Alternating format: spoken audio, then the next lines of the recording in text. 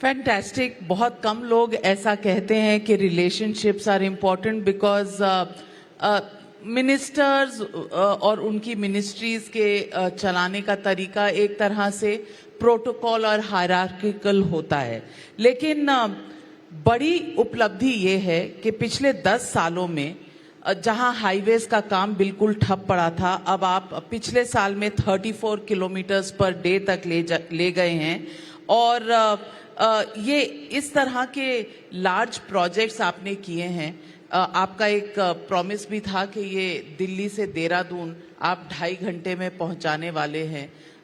ये आपके हिसाब से मॉडल हाईवेज कनेक्टिविटी के कौन से ऐसे प्रोजेक्ट्स हैं जो आपको पर्सनल सेटिस्फैक्शन देते हैं? देखिए, प्रोजेक्ट तो बहुत हैं। जिसका आपने उल्लेख किया दिल्ली देहरादून, उसके 2 पैकेज पूरे हुए हैं। अक्षरधाम से पूरा एलिवेटेड रोड है और उसका इनॉग्रेशन एक 15-20 दिन में पीएम साहब को निमंत्रित किया, उनके द्वारा किया जाएगा। एक कालिंदी कुंज वाला 10,000 करोड़ का बड़ा प्रोजेक्ट है जो फरीदाबाद के पीछे से है। मुझे दिल्ली का थोड़ा नाम कम मालूम है। वो बड़ा सुंदर है, नाले में एलिवेटेड रोड बनाकर एक पिलर पर 2-2 रोड करके उसको लाया है, वो भी सुंदर है। वो भी पीएम साहब 15 दिन 20 दिन में पूरा करेंगे। और ये जो देहरादून है वो 3 महीने में होना चाहिए, ऐसी कोशिश है। तो दिल्ली से देहरादून 2 घंटे में होगा। फिर एक मुंबई दिल्ली एक्सप्रेस हाईवे को एक हमने बीच में रोड बना है, वो पूरा होगा 1.5-2 महीने में। तो दिल्ली जयपुर 2 घंटे में होगा। और दिल्ली से अमृतसर 4 घंटे में, कटरा 6 घंटे में, श्रीनगर 8 घंटे में, दिल्ली से मनाली 7 से 8 घंटे में, और दिल्ली से मुंबई 12 घंटे में, बेंगलोर से चेन्नई 2 घंटे में, और अभी मेरठ तो दिल्ली हो गया 4 घंटे का 45-50 मिनट पे। फिर मैसूर से बेंगलोर हो गया। ऐसे हम 36 ग्रीन एक्सप्रेस हाईवे बना रहे हैं।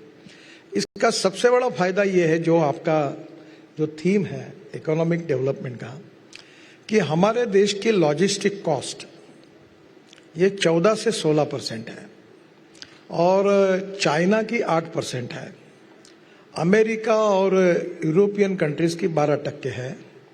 मैं विश्वास के साथ ये टारगेट मैंने रखा है और जो टारगेट मैं रखता हूँ लगभग वो पूरा होता है।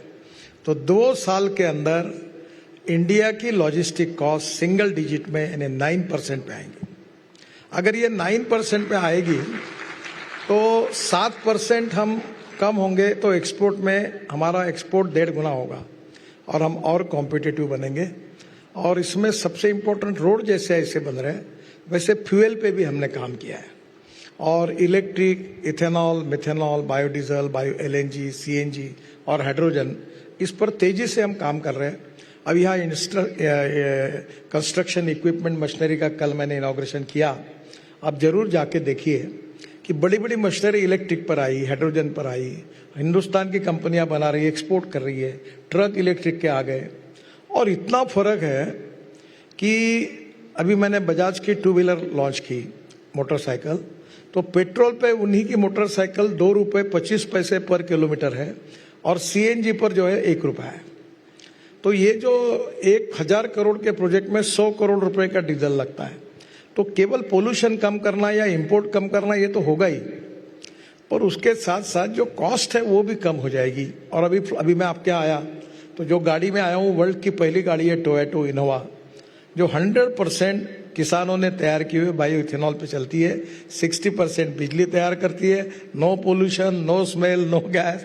और उसकी पेट्रोल की इसमें तुलना करेंगे तो पेट्रोल का रेट 25 रुपये लीटर होता है।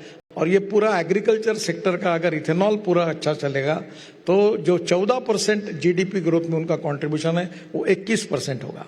इस बार मक्के का भाव, मक्के से इथेनॉल बनना शुरू हुआ, जो 1200 रुपये था इस बार 2400 रुपये है। तो एग्रीकल्चर इकोनॉमी में बूस्ट होने से परचेसिंग पावर बढ़ेगी और इकोनॉमिक ग्रोथ मल्टीप्लाई होगी। बहुत